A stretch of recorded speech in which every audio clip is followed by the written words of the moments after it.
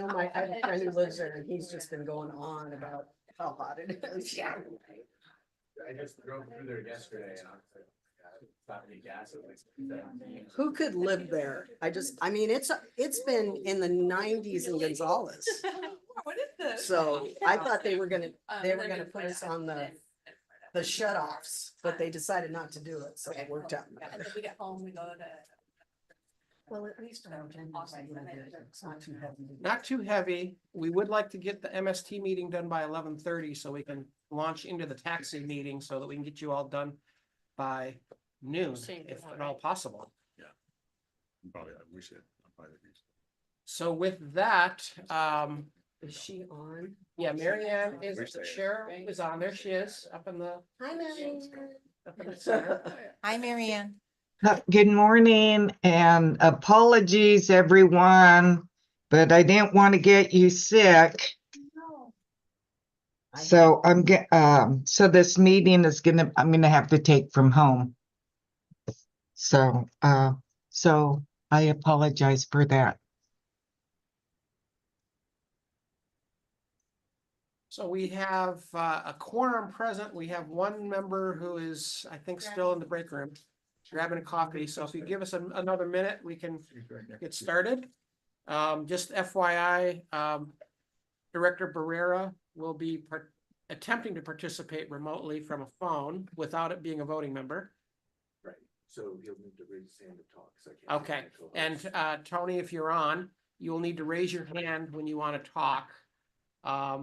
We also have Ariana Rodriguez is unable to attend, and Luis Alejo is unable to attend, but we have Wendy Rudascu in as her alternate today. And that's about all of the time filling I can think of to do while we're waiting for one more person to arrive from getting their coffee. So with that, fortunately, that person is near the end of the roll call, and here she comes now. There we go. If Mary, Chair Carbone, you can call your meeting to order anytime you like. Okay, thank you, Carl. And welcome everyone to the July 8th Monterey Salinas Transit Board District of Directors meeting. And the time is 10:02. This meeting is being held virtual and in person and over the phone. To participate during the regular meeting, you can participate there in person in the conference room, as I said, via Zoom. Meeting ID code 845-0083-6234. Passcode is 62652252. The same goes for via Zoom.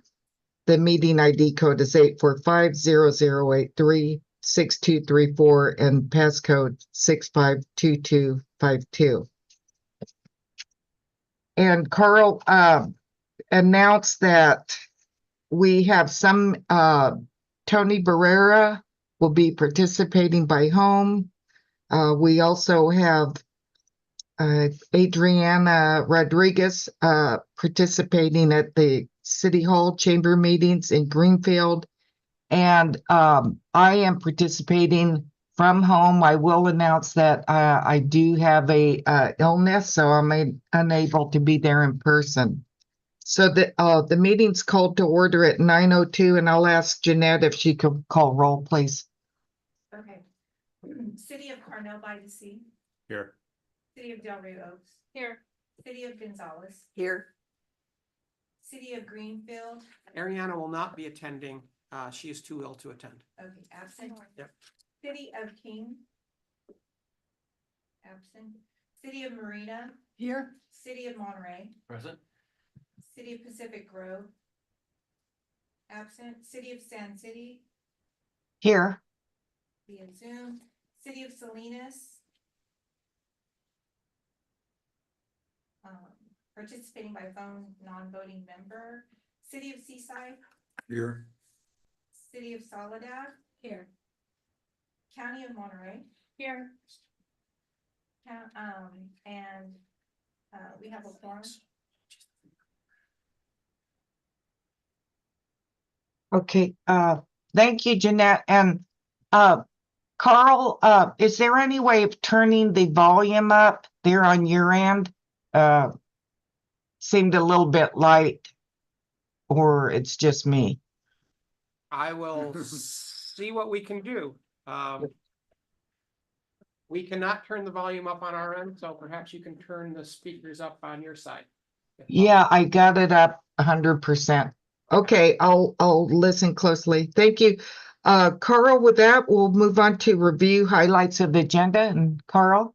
Could we perhaps do the Pledge of Allegiance first? Oh, I'm so sorry.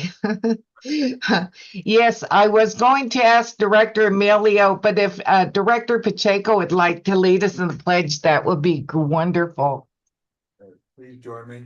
I pledge allegiance To the flag of the United States of America and to the republic for which it stands, one nation, under God, indivisible, with liberty and justice for all. Okay, thank you. And with that, Carl, would you like to review the highlights of the agenda?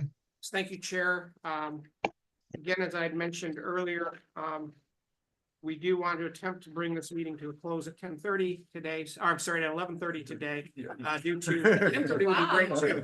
11:30 today, so that we have room time after the meeting for the Regional Taxi Authority, which we don't think will take much more than a half an hour to complete. But on the MST agenda, on the consent agenda, among the usual items, we have your committee assignments on page 37. So board members, there's some shuffling. Actually, no, the only people that have changed are Lorraine, Anna, and Marianne.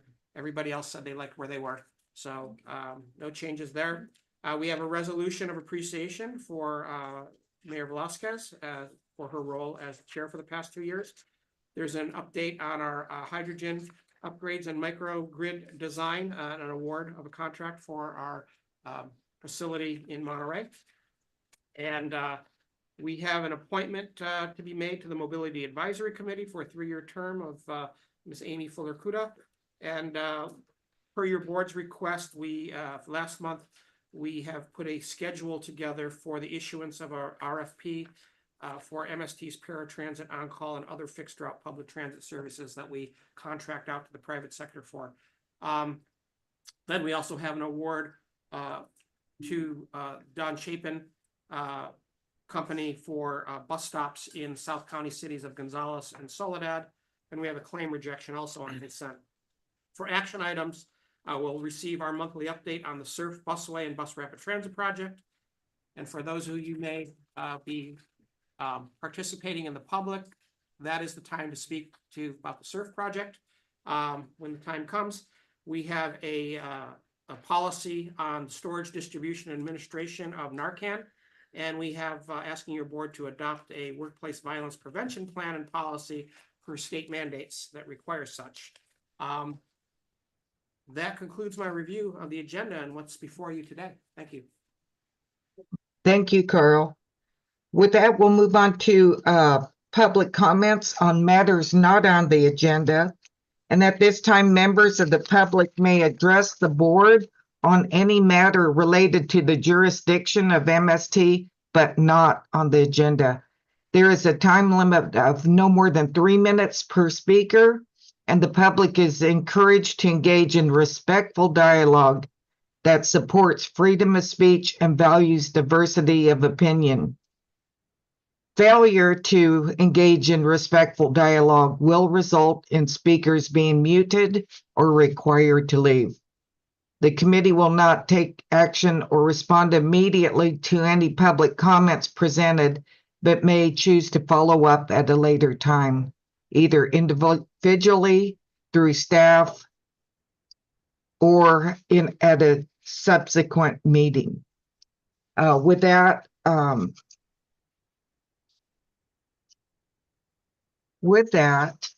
we will go ahead and open up public comment. And I will say that if you could please use the hand raised feature, and Jeanette, we'll let you in for public comment. Thank you. So at this time, public comment is open. Does not appear that we have anybody online who wishes to speak. And is there anybody in the room that would like to speak on an item not on the agenda today? Chair, it does not appear that we have anybody raising their hand online and nobody in the room here present. Okay, Carl. Excuse me, I'm all choked up. Well, with that, we'll go ahead and close public comment and we will move on to the next item, which is the consent agenda. And these items will be approved with a single motion. Anyone may request that an item be discussed and considered separately. So at this time, directors, we have items 3.1 through 3.13. Has everyone had time to review? And are there any questions or clarifications or requests to pull an item to be discussed or considered separately at this time? Chair Velasquez. I'm sorry, Mayor Velasquez. Yes, These new meetings, these. yes, Chair, if I can pull just 3.12 just for an update on that in timeline. Okay. Is Vince available? Okay, Vince is our project manager. Vince, if you could update, unmute yourself, or if you can unmute Vince and allow him to speak, please.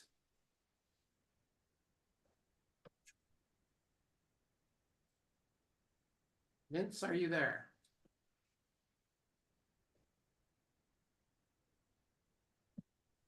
Lisa? I'll give it my best. I don't have an exact timeline, but the contractor, once their contract gets signed, they'll start mobilization and work within the cities. We do have encroachment permits from the two cities for the work, so that is an obstacle that we were able to overcome. I don't imagine it would take much more than 2 months to complete the work.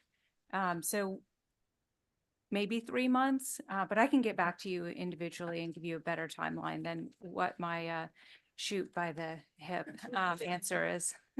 Lisa, if Yeah. I can add something too. Sure. We are in the process of construction right now in Gonzales for a community center. So I want to make sure that Mr. Chapin is aware of that.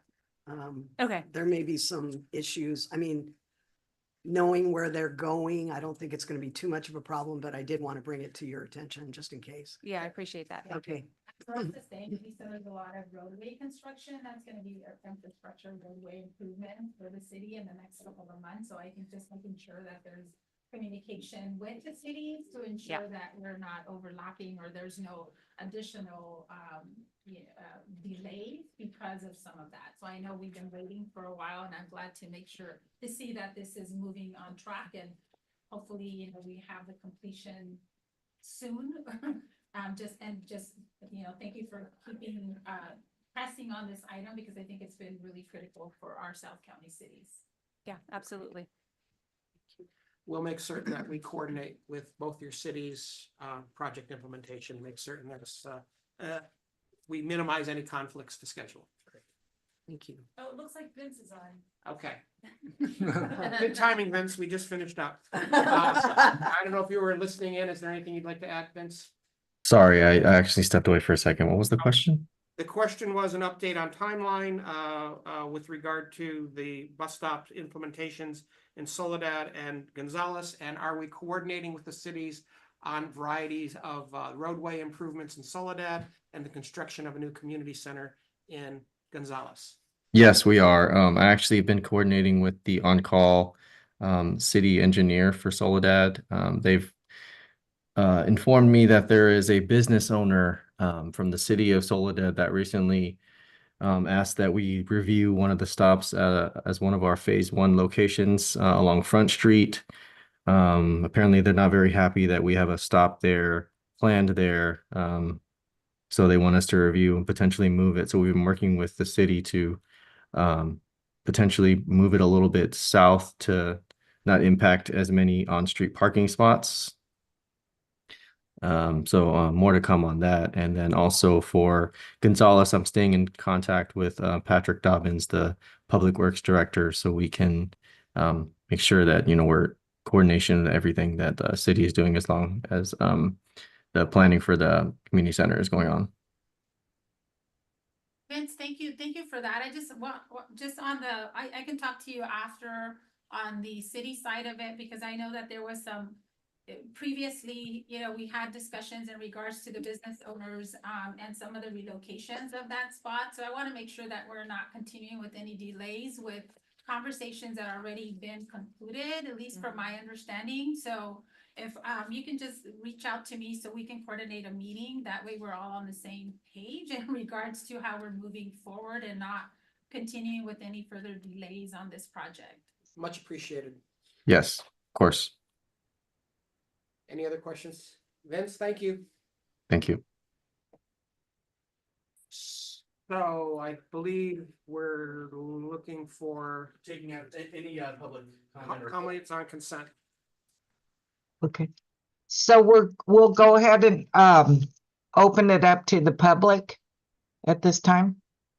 And are there any members of the public? No one has raised their hand online. And are there any questions in the room for consent items?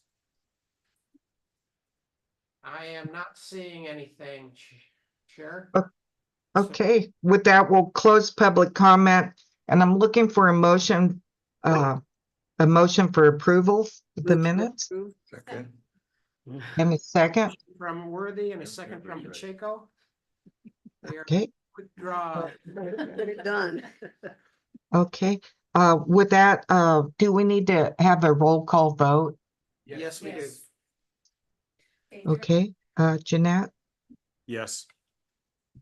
Director Shirley, Yes. Director Worthy. Yes. Director Fisher, Yes. Director Smith, Yes. Director Carbone, Yes. Director Pacheco, Yes. Director Velasquez. Yes. And Director Askew. I, Thank you. The motion passed. Okay.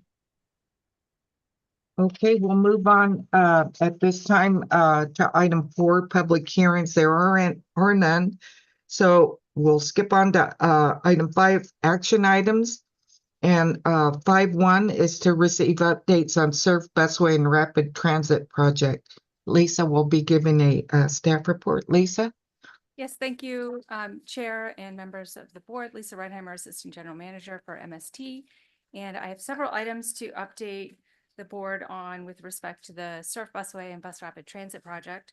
The first is that the Marina Coastal Development Permit was appealed to the California Coastal Commission by Keep Fort Wild and Margaret Davis, which actually had the impact of moving up our Coastal Commission hearing date, which is now scheduled for August 7th, 8th, or 9th. We don't have a final date, but that's the time frame that we've been given by coastal staff.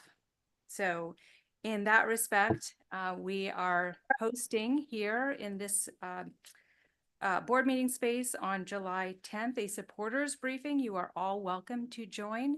We'll be giving information about the current status of the project to those who attend in person. You'll also get a free lunch out of that.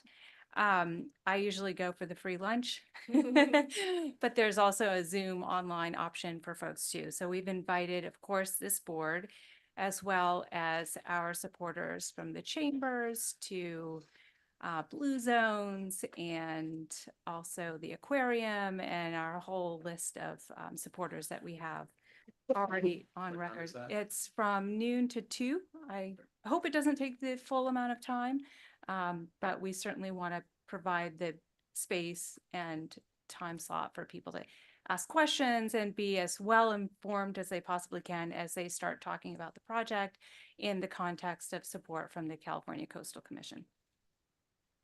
We've also received interest, formalized interest from state parks for restoration activities, 60 acres of restoration activities on the Fort Ord Dune State Park area.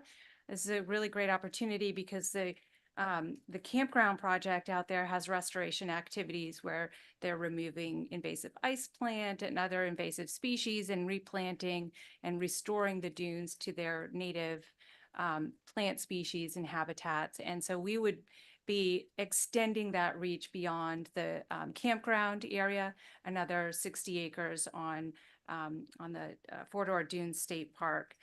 We also connected with the California Conservation Corps here locally. They're housed over in Salinas at the, help me out here, Rancho Cielo. Okay. I'm getting my roll going. And they are interested. So the California Conservation Corps has young people 18 to 24 years old. They do some really amazing restoration, environmental mitigation work throughout the state. And we thought of them because of, you know, some of the interconnection between pulling out invasive species and what have you. So they've also expressed interest in helping us out with our restoration efforts. So win-win-win all the way around. Transitioning to additional third-party agreements and permitting, the TMC board approved a long-term use agreement with MST that has been signed. So that gives our agreement to utilize the railroad corridor along life cycle, and that was a big win for us. The Sand City City Council approved a coastal development permit for the project on June 18th. That was really helpful in helping to move these third-party agreements along. We've also received last week an encroachment permit from the city of Seaside to do some of the traffic signal coordination work, as well as some minor roadway work that's actually within the city of Seaside, right there at Playa in California. Moving on to the Federal Transit Administration, staff is working on updating our submission to them. There is a significant amount of urgency in getting all of the information, including those third-party agreements and permits, to the Federal Transit Administration due to, and the committee from the 9 o'clock timeframe will understand this, but any kind of change in administration moving forward at the legislative level, at the administration level, depending on how kind they are to public transit, puts us at risk of the Federal Transit Administration Capital Investment Grant Fund. So the FTA is really pushing us to get all of our agreements and third-party permitting all complete as soon as we possibly can, but certainly not after September 15th. So we're really pushing our partners to help us in that effort. There is new PG&E hookups that are needed and some trenching that's needed with them. And PG&E is notorious in delaying projects, so we're really pushing PG&E to keep moving forward. We do need to work with our partners at TMC to get encroachment permits, or I'm sorry, easements for PG&E to do some of the work on the exterior part of the rail corridor. So that's being worked on. And then finally, I wanted to mention that we are working with our construction management oversight consultant as we're preparing a construction contract with Granite Rockmyers. This is going to take some time. And so we've started that effort now to make sure that, you know, all the pieces, detailed pieces are put together so we have a mutually agreeable contract as we move towards the construction phase. I'll stop there and answer any questions if you have them. Thank you, Lisa. So questions at this time from any of the directors, questions or comments?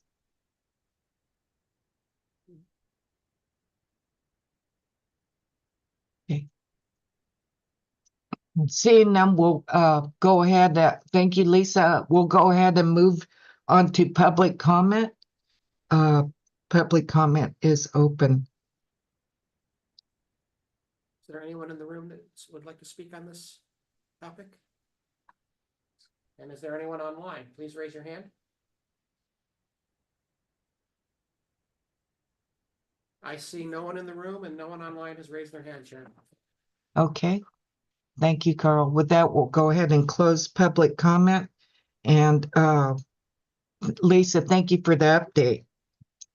We'll move on to item 5.2, and this is to adopt MST storage, distribution, and administration of naloxone of Narcan policy. With that, Kelly will give us a report. Good morning, Board. Kelly Halkin, Director of Chief Human Resources Officer now. Sorry about that. Still getting used to the new title. Only 5 days old. If before you on page 60, I think it's 67, is the memo regarding the storage, distribution, administration of Narcan policy. This policy before you is in response to the ongoing opiate issues within Monterey County, and we are seeing these in our system as well. The policy itself was provided and worked on in conjunction with the Monterey County Health Department. So they provided a lot of support on moving this policy and training forward. Attached is the policy itself. The policy would include individuals and MST staff who are currently CPR trained. These are our operations supervisors, our customer service staff, and our mobility staff members. They would be trained, and then they would be given Narcan supplies to house on our op soup vehicles, as well as at our transit hub locations, so that if there is an emergency, they can respond. This policy also talks about how we would track the amount of Narcan that's given at each of these individuals or locations, so that when it's used, we can restock that. This is also in response because we have joined a program at the California state level that gives Narcan to public entities that are trying to work through these issues that they're having at their locations. And so we would then track what's being used and what's being distributed, and then they give us free Narcan. It's kind of a nice program. As long as we are tracking how much use we have. With that, staff is asking that you approve this storage, distribution, and administration of naloxone Narcan policy. Any questions that you may have? I do, Kelly. As many of us know, time is of the essence when it comes to someone who is having an issue. I noticed that when I read the report that it basically said the supervisors were going to have access to it. So they will not be put in each bus. Is that what I didn't read in there? That is the case, yes. Currently, our bus drivers are represented by ATU. And when this was brought up, they said that we would have to open up our contract to negotiate that. Okay. I'm trying to not do that. Okay. All right. I understand that. I know that that definitely makes sense now. Okay, I get it. Thank you. Without having to go into closed session. Right.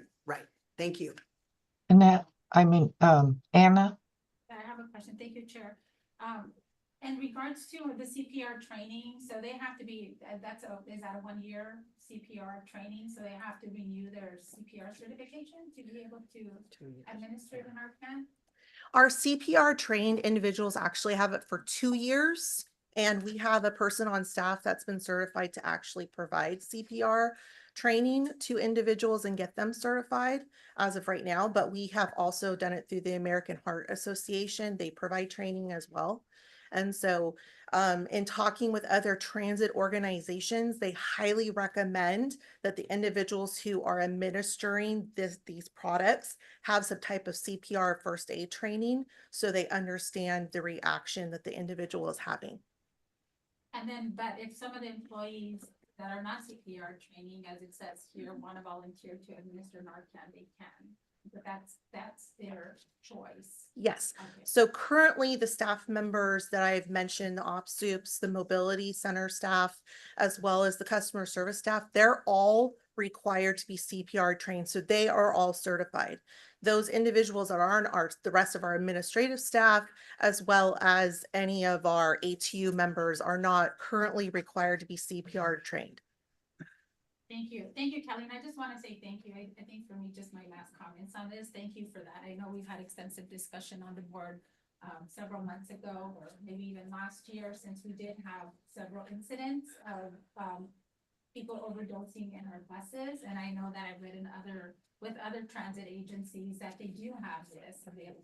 And it has made a big difference because it has saved lives. So I just want to say thank you for coming back with a policy that is going to work for the board, going to work for our public, but also is also going to work for our members, our staff. So thank you. Not a problem. I want to also just point out, I believe this might currently be in the staff memo, but we are also working with the Monterey County Health Department to put a Narcan kiosk at the Salinas Transit Center. Currently, what we're waiting for was the agreement between the Monterey County Board of Supervisor or county staff, as well as the vendor of the kiosk. So they're working through those legality contractual issues, and then we'll be installing a kiosk that will be kept by the Monterey County Health Department. So they'll stock it, they'll retain the data, that whatever's in it. We're just housing the spot for them to put it, because they're trying to get as close to Chinatown as they possibly can without putting the kiosk in Chinatown. And I believe there's a dispenser in Monterey adjacent to the Monterey Transit Plaza at Pearl and Tyler. It's like a newsstand type of unit with Narcan available. I just walked by it this weekend. Yeah, there's one at the front of the police department as well.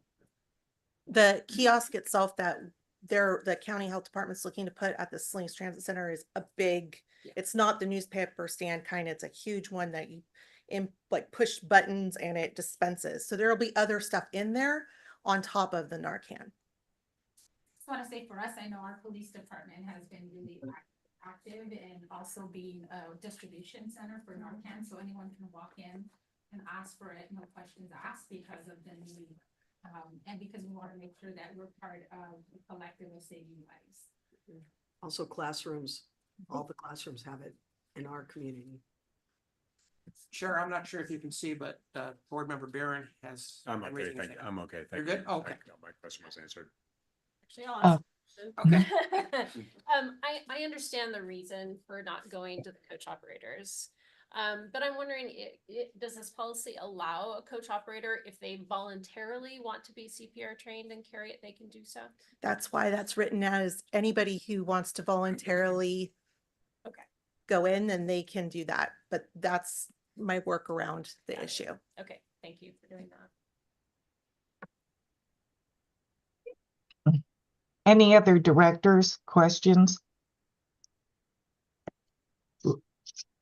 Kelly, I did say that noticed that there were 4 separate incidents of overdoses, either on the bus or at a MST facility. So did we have any interaction with MST drivers interacting in either of those cases? 2 of them, yes, they were on board our bus. Actually, I didn't count one because it was a repeat offender that was down in Soledad. And so the coach operator called the comm center and they got EMS there right away within 10 minutes, I think, or less. And so the other 2 were actually at our Salinas Transit Station center, and those individuals, their EMS was there within 5 minutes, I would say. Okay, thank you. Okay, with that, let's go ahead and open this up for public comment. Public comment is open at this time. Hi, my name's Quavia and my well, I worked in a public institution before and they had talked about like me administering EpiPens, and I personally do not feel that the stress and the potential liability issues are good for the employees. So I'm actually against forcing them. So I'm suggesting that, you know, they not be forced to or pressured to administer. I think when you're administering medication of any kind, it should be by medical personnel, and that there are liability issues in case something goes wrong. And my husband uses the MST rights program, and just recently a driver was under great stress and he couldn't get the belt off his like when he is on the ramp on the MST bus, there is a belt, and then there's also a belt on him, and I forget which belt he couldn't quickly take off because they seem to be under a lot of pressure to get a lot of patients to a lot of places, and so accidents have happened in the past. But he used something like a razor and just desperately cut it off of, you know, in front of my husband. So we filed a complaint about that because that's obviously very stressful and dangerous for the person. So I'm saying that all that pressure can lead to accidents. In the past, my husband was involved in an accident on MST rides, and the driver turned super fast, and my husband fell on his back and hit his head on the bus, on the floor. And so I'm really against forcing any employees to administer any medication. That should be done by medical personnel, and the driver should not be under more stress than they can handle. And also, as I said, liability issues for the driver and for MST, et cetera, for anyone involved with that, I'm concerned about. Thank you for listening to my comments. Thank you for your comment. Public comment is still open. If there's anyone, Room that would like to make a comment on this item, or is there anyone online? Please raise your hand.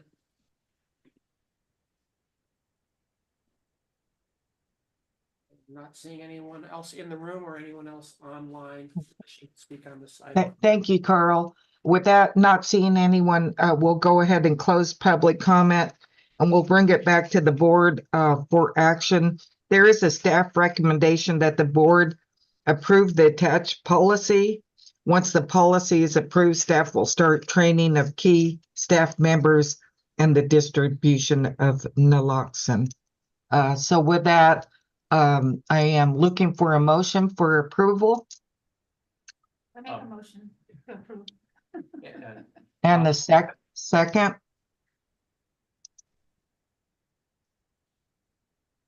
We'll proceed with the Okay, vote. so we had, Carl, did we have a first and a second? We had a first from Board Member Velasquez and a second from Board Member Smith. Okay, thank you. With that, Jeanette, roll call vote, please. Director Barron, Yes. Director Shirley, Yes. Director Worthy, Yes. Director Fisher, Yes. Director Smith, Yes. Director Carbone, Yes, Director Pacheco, Yes. Director Velasquez, Yes. and Director Askew. Aye.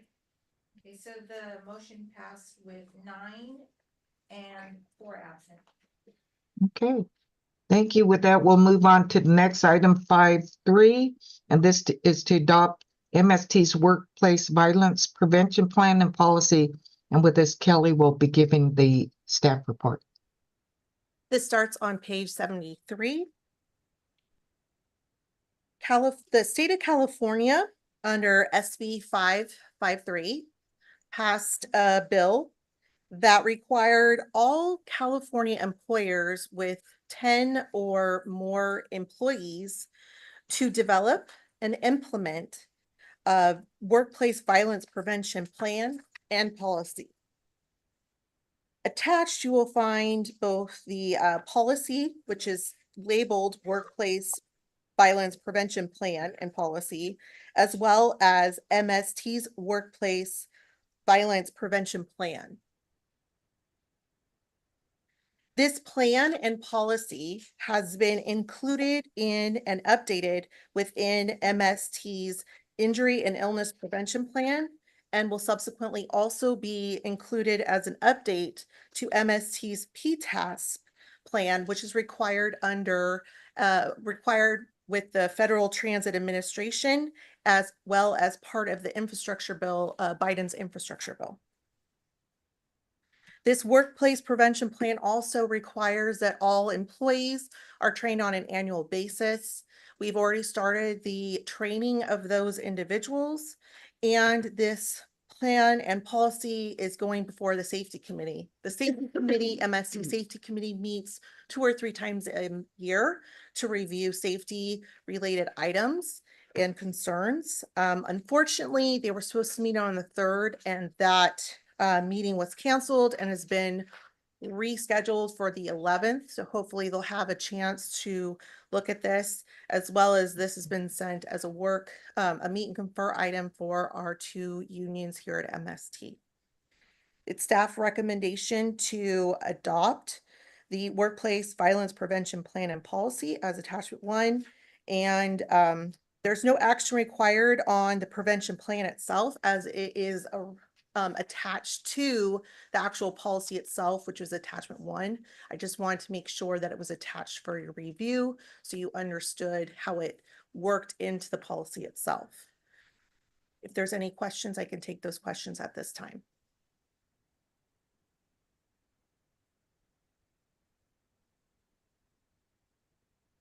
Chair, I'm not seeing any questions. Seeing no questions, we'll open this up for public comment. Okay, is there anybody in the room that would like to make public comment? Please step forward. There is no one in the room indicating interest in a public comment on the matter. Is there anyone online? Please raise your hand.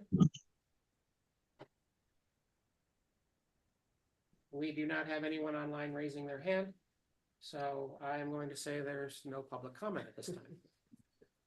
Okay, we'll go ahead and close public comment. So staff is recommending that the board adopt the new workplace violence protection plan and policy, attachment 1. Although no actions needed, Carl, do we still need, will we need to have a vote required for this? We need to have a roll call vote to adopt this policy. Okay, thank you.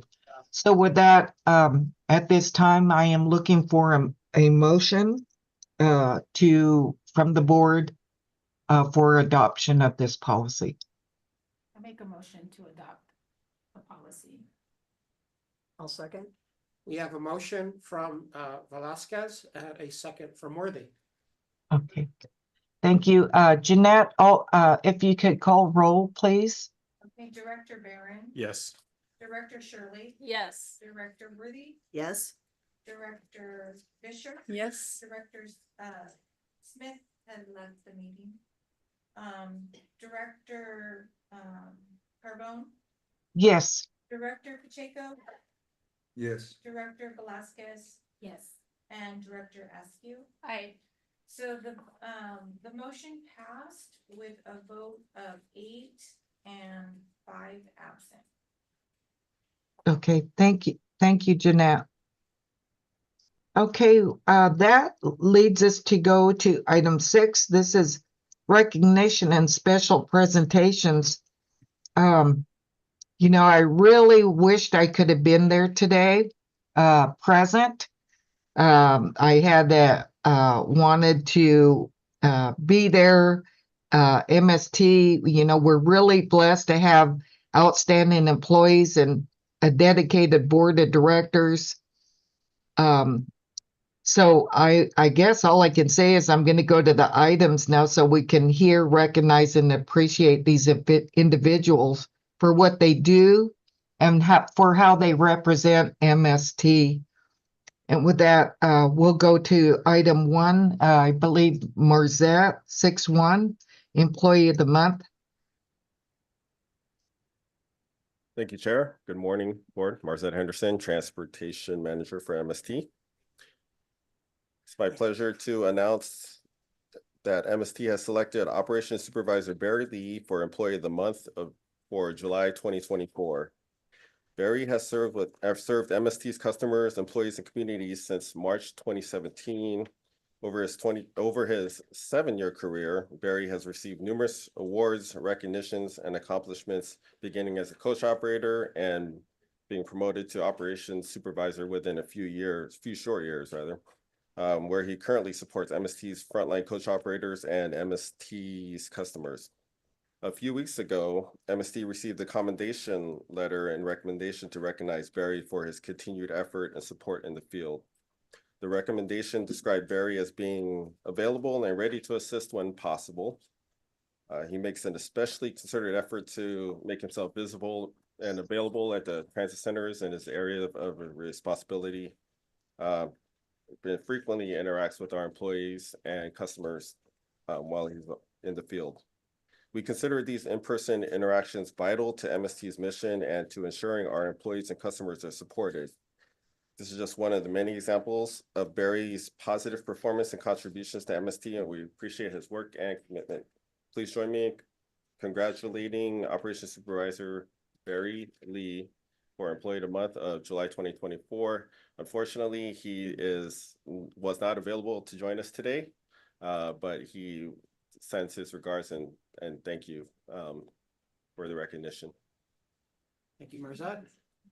And just to add that Kelly Halkin and I were participating in my program. We call it Mr. T, Managers Riding Transit. So all the managers are supposed to ride the bus at least once a quarter and then report back on the results. And during our trip, Kelly and I got a chance to see Barry in action, interacting with our contractor MV, with our passengers, and with our employees. And he's out there and engaged, and it's a pleasure to see him being recognized at this meeting.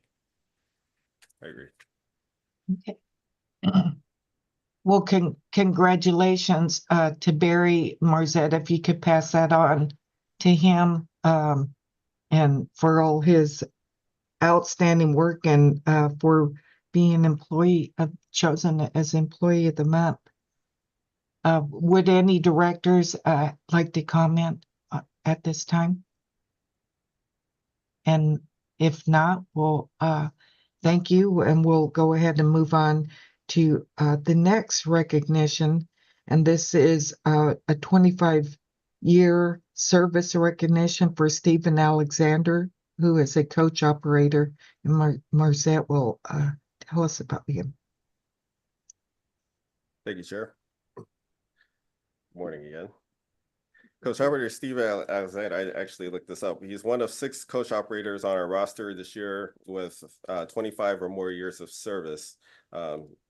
It's worth noting that Steve is one of our safest coach operators, having consistently been awarded for his safe driving.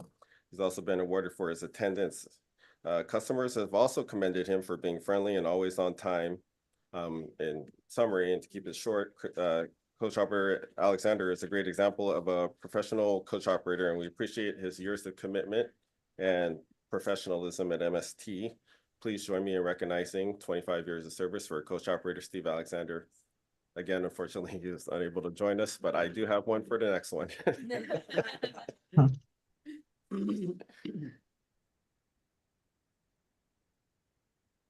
And Are we ready to move on to the next? Okay. thanks, Rex. And we'll move on to the next one. So with us, we have another 25-year MST recognition for Rex Sekanan, coach operator, and he is here with us, and Marzette's going to tell us a little bit about him. Yes, thank you, Chair. So Coach Operator Rex Sekanan is another one of our 25 years of service this year, the one of 6. Again, Rex is one of our safest coach operators, probably one of our friendliest, I would argue. Having been consistently awarded been awarded for his safe driving and attendance. We've also received customer commendations in writing and letters for his customer service and professionalism, one of which he was awarded for Employee of the Month back in 2010. Rex is friendly, professional, safe. He shows up for MST, and we're happy and grateful to have him. We appreciate your years of service and commitment to MST. Please join me in congratulating Coach Operator Rex Sakayanan for 25 years of service with MST.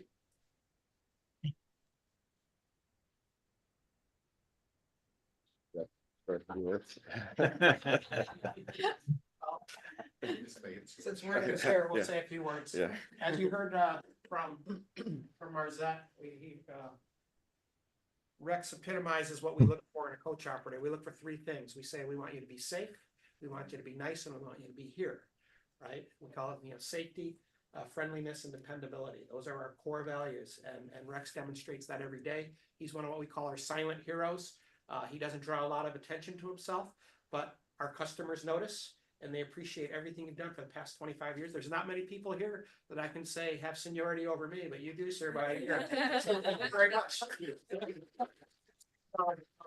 We have, let's see, we have for you, you get as 25 years, you get a pen. We've got so many of these things in here. Let me see what I can find. Here we go.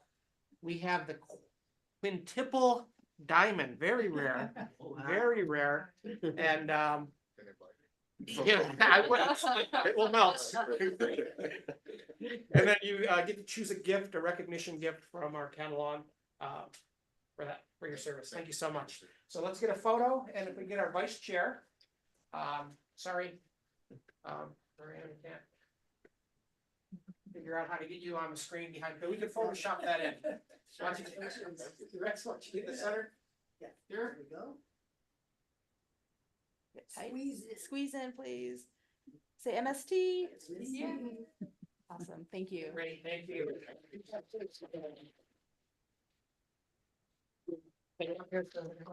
I can't.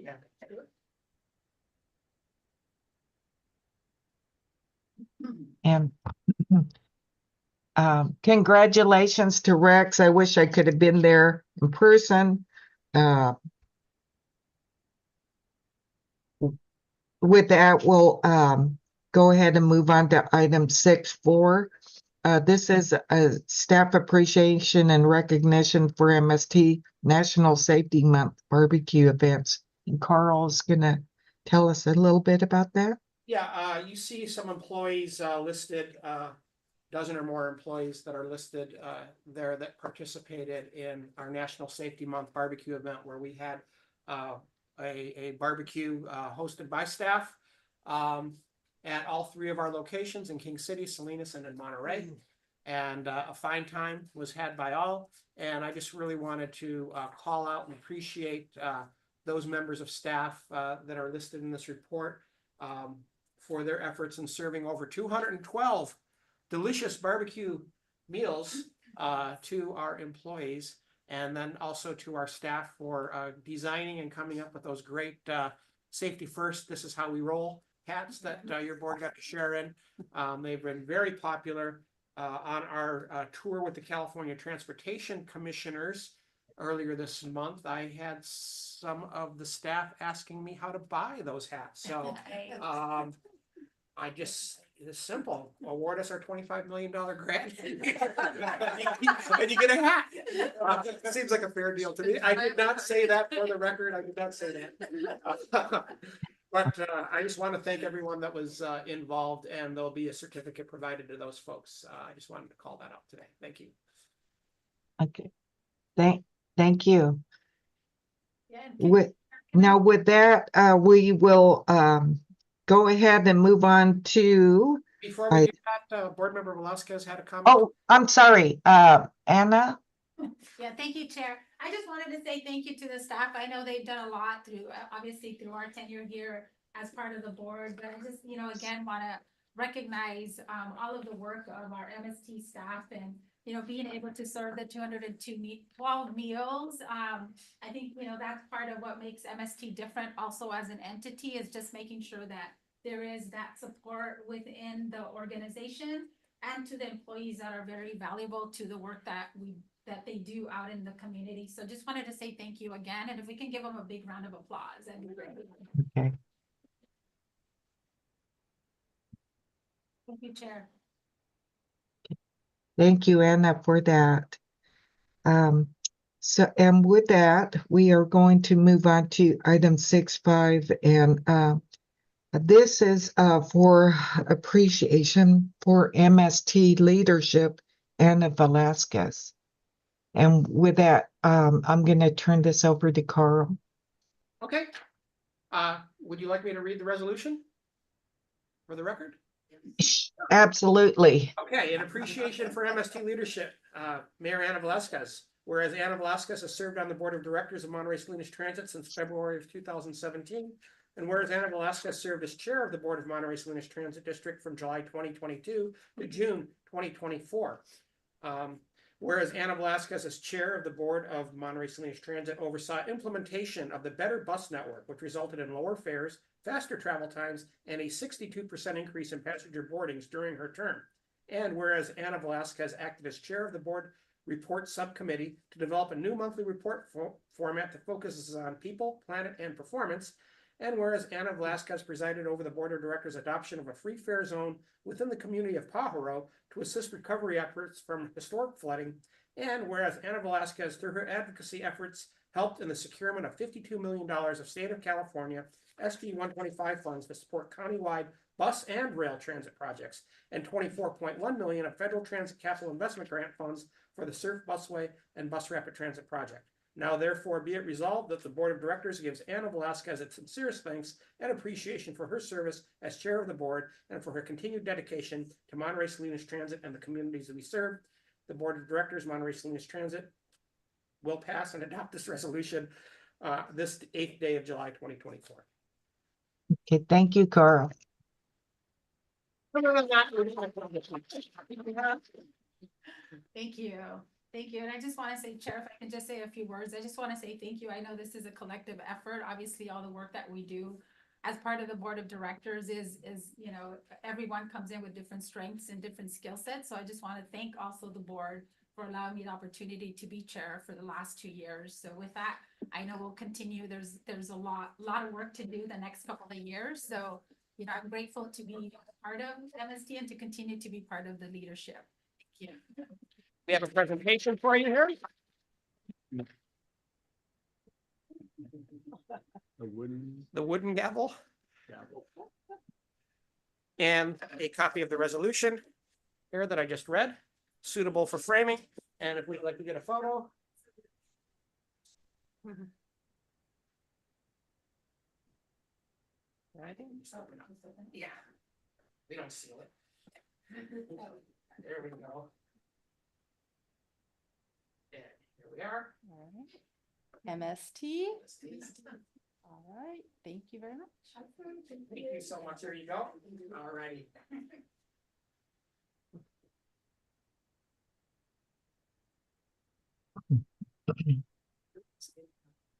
Yeah, that's what I thought.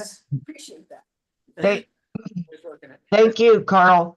With that, comments from the board, and I'd like to start off with the first one. Anna, I really wanted to be there today to congratulate you and thank you for your service as chair.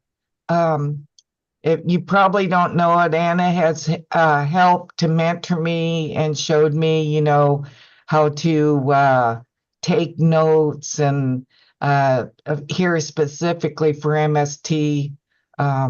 You know, she's out there. I mean, this resolution is just like, it is outstanding when you look at the things that she's done for MST as a board member and as a chair. Just an outstanding dedication and leadership from Mayor Velasquez. You know, this morning I was wanting to bring a big bouquet of flowers for you to make it a little bit additional special for you, Anna. But my heart is full for, you know, for your friendship and for what you have done on this MST board. And with that, at this time, I think I would like to open it up for any directors if they care to make any comments. Chair, if I may. Um, I would also like to echo what Chairperson Carbone has said. Anna hasn't always been assisting in MST. She assists us in other areas as well. I call her periodically for different issues in Gonzales, and I appreciate your support all the time, and I especially value your friendship. So I'd like to tell you thank you as well for everything that you have done for MST and for everything that you've done to help mentor me as well. So thank you, Anna. Wendy? Thanks, through the chair. I just want to say, I don't typically attend MST meetings, so I see Anna near Blasted and other roles throughout the community. But I will say that I knew Anna was MST chair because of the way in which she constantly advocated for MST issues and other spaces in the community. And I think as we all wear multiple hats and different boards that we sit on, it's always great to see someone who takes their commitment for the agency that they're representing as strongly as you do, Mayor. And so just thank you for being such a strong representative of the issues that MST is working on in spaces far beyond this chamber. Thank you. Thank you. Any other members? May I speak on behalf of the staff? Sure, Okay. absolutely. Anna, thank you so much for your leadership and your thoughtfulness and your commitment to those people who don't always have a voice, who can't show up to these meetings. You make our jobs easier while making MST better. And so I know your commitment doesn't stop here today and continues on. And I just have enjoyed working with you so much through this time on your board, and will continue to work with you in the future. So just thank you for everything you've done on behalf of the MST staff. Yeah, thank you. Thank you, Carl, and also for the MST staff. Thank you for all the support. Yeah, I just thank you for letting me be the latecomer. Just thank you for all of the hard work, without repeating the comments that everybody else made. You've done an excellent job, and I know that I speak for everyone in this room and just saying thank you for all the hard work. Thank you. Yeah, thank you. And thank you to staff. Carl, thank you to you. I know that anytime I had a question or something came up, you were always available. Bless you. You were always available, and I was there as well as the rest of the team. So I just want to say thank you to the team. Chair Carbone, I wish you would have been here. I miss you too. And I wish, we would have been here to be able to celebrate all the accomplishments that we've done in the past, but obviously many more coming as well. So to the board also, as I mentioned earlier, thank you. It takes a collective. It's a collective, process as part of this board to move things forward. So I just want to say thank you to each one of you as well. And thank you for the opportunity again to have served as the chair for the past 2 years. Thank you. Thank you. With that, since this is on the agenda, I will open this up for public comment. Is there anybody here in the room that would like to comment? Seeing none, is there anybody online that would like to comment? Please raise your hand. There is no one making any comments. Okay, thank you, Carl. We'll go ahead and close public comment, and we will move on to item 7, and this is reports and informational items. The board will receive and file these reports, which do not require board action. We'll move on to. I'd just like to point out, we have a couple of items of interest I don't normally comment on, but your board asked us to, based on public comment, item 7.1A is a discussion and background information on comments that's come to this board in previous months regarding the East Garrison Homeowners Association. We also have in the report a fun piece. We were approached by York School almost a year ago, more than a year ago, March 2023, we were contacted by York School, and their interest in doing a real-life data analysis project that had some meaning in the community. So we offered them up the opportunity to go through our data and data sources for how our fare box systems work, and specifically looking at the usage of youth passes and college passes. And you'll see a report there, some analysis that they've done. Really interesting to see the importance of the line 20, the surf route for MPC and youth pass users, both the highest usage cases in those cases, as well as the importance of the line 23 for Hartnell students, surpassing what is our busiest route, the line 41 overall. For Hartnell students, the line 23 is of significant importance. So I think that's worth looking at, and looking at the level of analysis and quality of analysis provided by local high school students, I think is very impressive. And then at the back of your packet, speaking of local high school students, we have some feel-good stuff, item 75B, starting on 117. We're able to use some of our state funds to provide donations of passes to Salinas High School students, and you have some very neat little thank you notes from some of the students who were able to participate. It's always great to see that in our reports. That concludes my report. Thank you, Carl.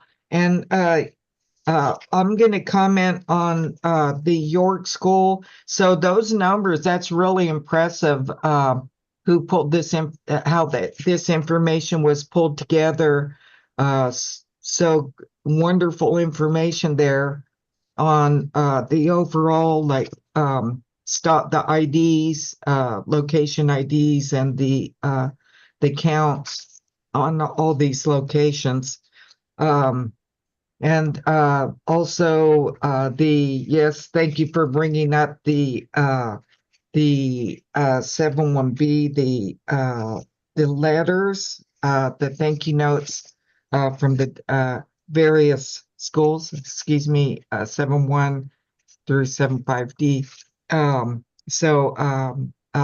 Great to hear that feedback, and maybe we could somehow implement those into our board communications under People Planet. And so with that, thank you, Carl. Sorry. And we will go ahead and if there's any director questions or on these reports. Sorry. Anna? Yeah, I don't have a question, just a comment. And I think for me, thank you for the opportunity to have York School participate in this, because it really outlines what we know already as a board of directors. But I think this is also for our public to highlight the need for transit, especially with our college students and our students that are pursuing education. And so this is so critical to be able to offer these services for our youth. So I just want to, thank York School for putting this together, for helping us to be able to showcase and, let our public know the correlation and the importance between our education and our transit, and how important it is, because it is serving the public that we intend to serve, especially our students that are getting to college, to be able to have a better quality of life. Thank you. And I just like to acknowledge Emma Patel, who is our planning manager, who worked closely with this team on pulling it all together. I know the staff gets really excited when I come in the room and tell them I have an idea for additional work.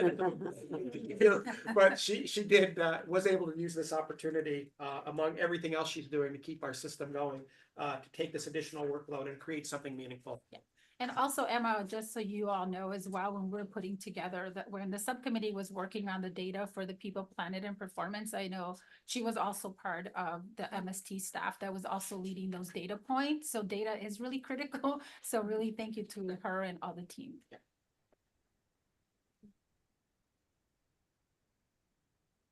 Okay, thank you.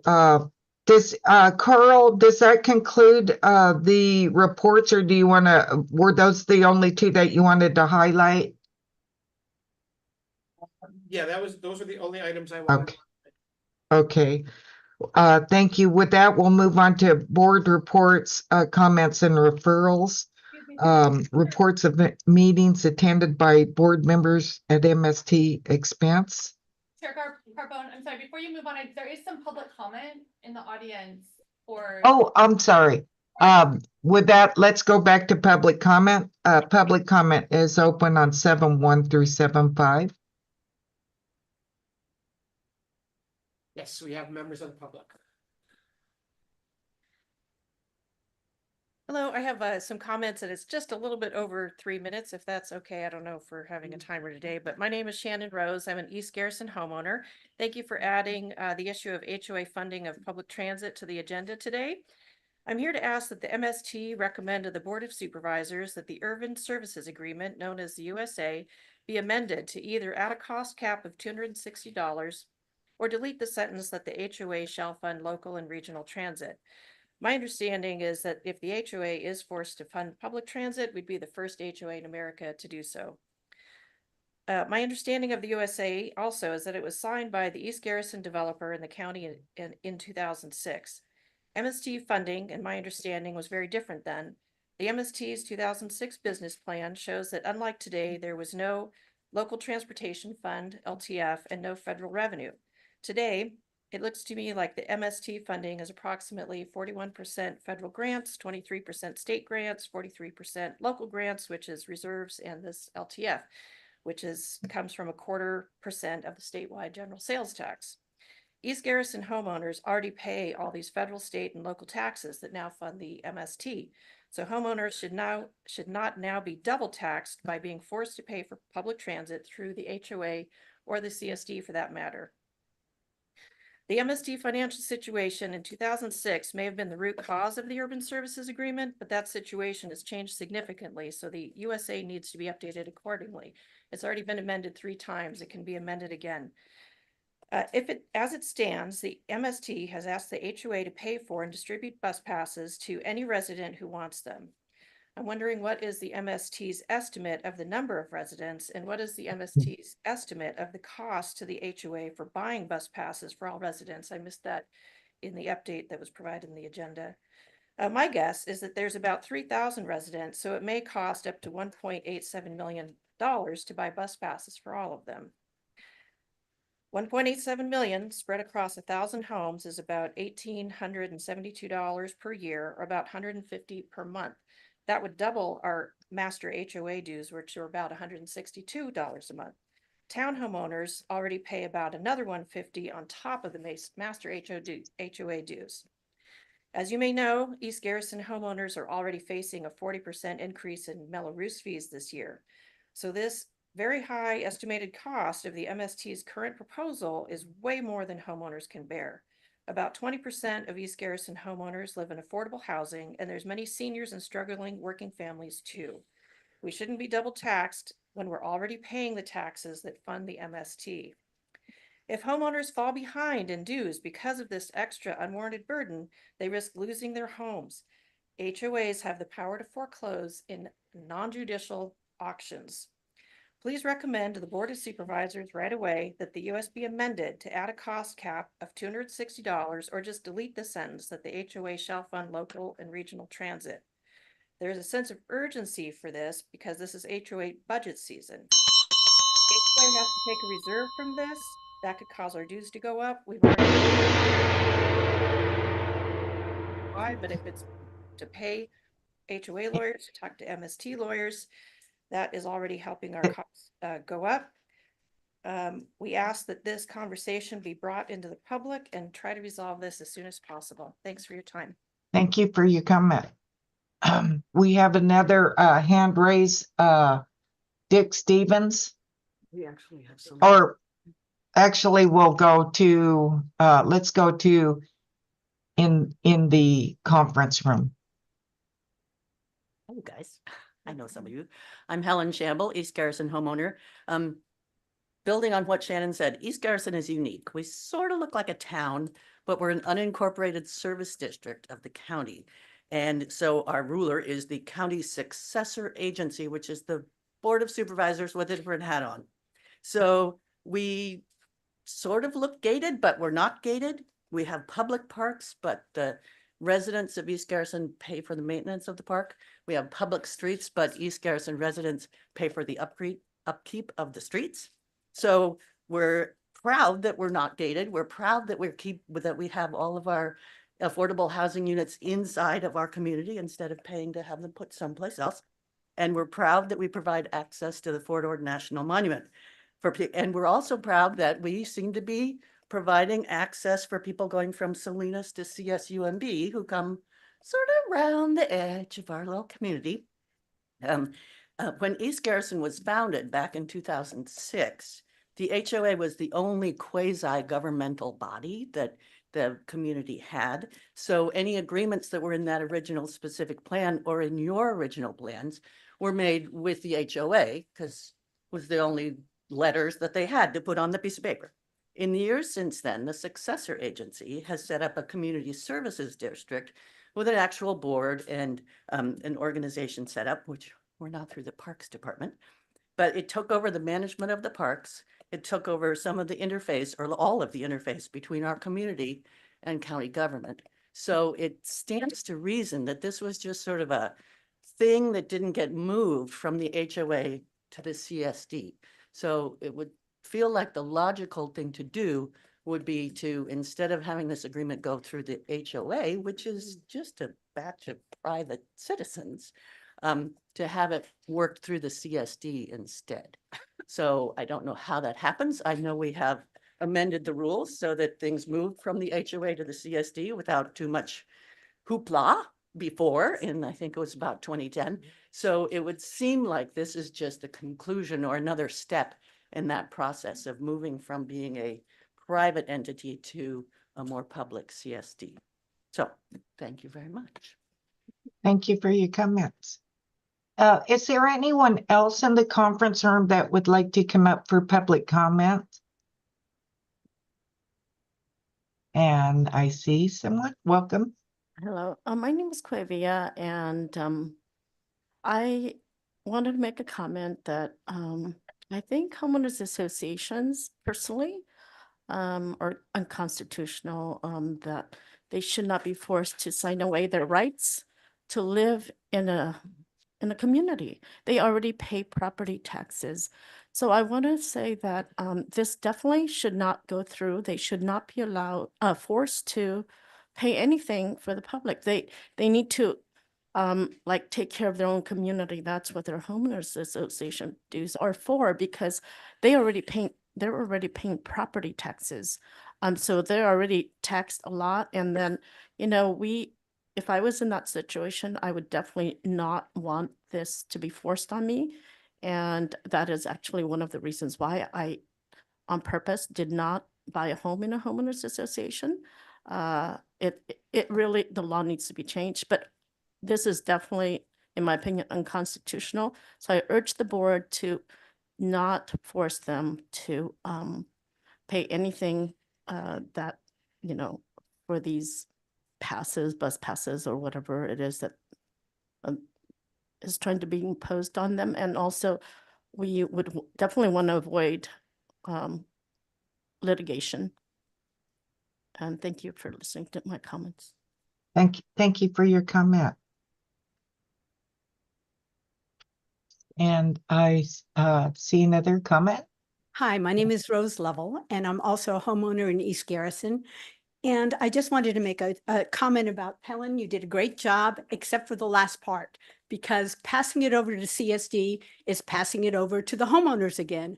We pay all of the Melrose taxes. So by moving it from the HOA to the CSD does not change the fact that the burden for the amount would be on us again. So I do not think that moving it to the CSD is in any way what we need. What we need is to not be paying for this. Thank you for your comment. Public comment is still open. We have Mr. Stevens Okay. on line. Okay, Mr. Stevens, go ahead. And if you could be unmuted, or Mr. Stevens, unmute yourself.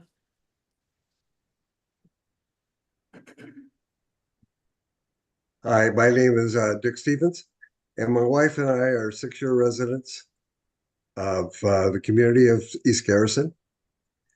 And we are retired. So we're part of that group of people that Shannon refers to as retired, which means we have fixed incomes. Our HOA dues have gone up twice this year, substantial increases. And we're not looking forward to the possibility of this being yet another dues increase that we're going to have to bear down the road. It's going back to the time that we purchased this property. It was never disclosed to us about this agreement, this 2006 agreement. So we really feel that what's going on is a classic situation of taxation without representation.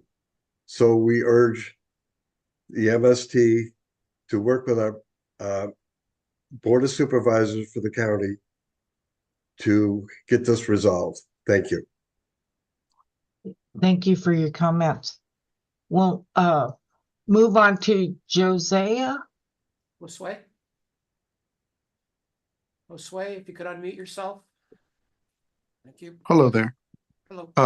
I agree. I'm an East Garrison resident, and I've seen our HOA's fees go up, and I'm just concerned about the HOA starting to go up even more, even to possibly double, which would impact a lot of our citizens within our little community, and it would have a huge impact. What I would like is to make sure that we're provided with updates on this issue each month. As the MST board meetings until this is resolved. So we want to know what's going to happen, because this will affect us dramatically if we're going to be forced to actually pay this, which I hope will not. Thank you for your comment, sir. Public comment is still open. And I am not seeing any further comments. So with that, Carl, you'll follow up on this item. Yes, I can, although I'd have to say that this is really an issue between the county and the homeowners association, and MST is merely attempting to recover its costs per the agreement that the county and the homeowners of East Garrison entered into decades ago. So with that, I have perhaps other comments from board members? Yeah. Did we close public comment? Yes. I did. I can open it back up. Your counsel is shaking his head. Council is shaking his head. I don't recommend you doing that. Okay. Thank you. So public comment was closed. Directors, did you want, Carl, were you asking a question to No, directors? I was acknowledging that there were some directors in the room that had their hand raised.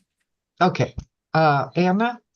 Yeah, thank you. And thank you, Chair, and thank you for bringing this back. And thank you for all the comments that were made today. I just want to clarify again, I know that we've been hearing about the HOA for a couple of months now. So we wanted to make sure that this was brought back to the board. So we understood what our jurisdiction was in terms of this agreement and how we can proceed with this. So based on the information, at least that we have before us on the report, it is really clear, and I just want to make sure that I clarify that for the community. And I know it's, obviously important to the HOA and the individuals that live out in East Garrison, but the service agreement really, I mean, MST has no jurisdiction or authority over that agreement. And it, based on the information, it is something that, from my understanding, MST sent out a status update to the county CAO to be able to ask or request additional information on this. So I think for me, Chair, if we can, is just to continue those efforts, really working with the county that has the authority to be able to make any changes for those. And I think for us, as was in the report for MST, is that it's clear that we obviously already had some costs. We want to recover those costs, but it has to go back to amending those agreements have to go back to the county and the HOA because MST does not have the authority. We obviously can include some of the comments in any letters or emails that go to the county stating that we've received comments today, we've received comments in the past, and that obviously the homeowners want to make sure that this is an issue that is dealt with and that there's an amendment. But I just want to clarify that this board does not have that authority. Thank you. Thank you, Anna. And through the chair, I'll just chime in as well. I appreciate the conversation. I appreciate the residents' concern. There's a whole lot of things that were put in place in 2006 that we've been working hard to untangle and make add clarity to. This is among the list of many, many issues that the county planning staff is working on with East Garrison. We just approved a revised specific plan 2 weeks ago to finish out the town center and the next phase of affordable housing, as well as the completion of the market rate units. So I will follow up with our CAO to make sure that there's a conversation moving forward and defer to council to coordinate the details from there. Thank you, Wendy. Are there any other directors? And if not, we will go ahead and move on to board reports, comments, and referrals. 8.1, are there any reports or meetings attended by board members at MST's expense? Anna has her hand raised. Yeah, Chair, I just under the board referrals, not under the reports, but the board referrals. I do want to, I know that we've talked about having our retreat or having our goal setting session, Carl, I think. And so I do want to add an agenda item for discussion during that goal setting session. And that for me would be looking at a code of conduct for our board. I'm not sure whether we have that in place or not. But, you know, we sit here every time that we come, at least for the last 2 years as chair, and you said it again today, we commence with asking the public to engage in respectful dialogue at the start of every meeting. So I think that's also important for the directors to also be held accountable with these standards as we're asking our public. So whether we're inside the board meeting or whether we're outside the board meeting, anytime that we're representing MST as an agency, I think it's important that we're also held to a certain set of standards. You know, I think the last meeting that we had was very contentious. There was a lot of discussion that happened and the board ultimately made a decision. And I think, again, it's important that whether we're in the board or outside in our public comments, that we're relating information to our public of what happens in these board meetings, that it be in a respectful, honest manner that we disseminate that information to our public. So I want to come back and add that to our retreat for discussion. So our board can look at what we want to implement in order to make sure that we have civil and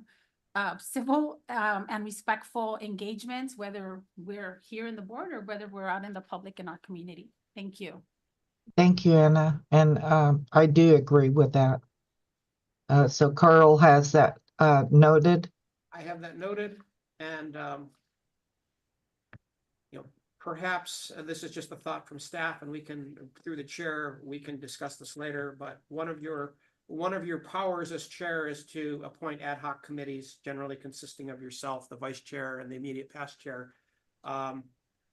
In advance of the workshop, staff could present some options based on research that's done with other entities that have similar types of programs. And perhaps once that's vetted, we could present something during the workshop so that we can have a focused discussion on it, because I could see this, if it's presented in an unfocused way, taking an undue amount of time during a workshop. So with that, I can get back to you, Chair, and see whether you would like to do that approach or not at a later date. Yes, Carl, I think that's a positive move to do that. So maybe we get together offline and appoint that committee Okay. prior to the retreat. Okay. With that, Board members' comments and announcements. We're moving on. yes. Any other board member comments or announcements? And if not, we'll move on to 8.2 board member comments and announcements. We have an APTA Transform Conference and Expo, September 29th through the October 2nd in Anaheim. Please reach out to Jeanette, or I believe, is this here for all board members? Yes, we, generally don't have a lot of board members attend these, but since it is local, relatively local and not across country, it's only in Anaheim.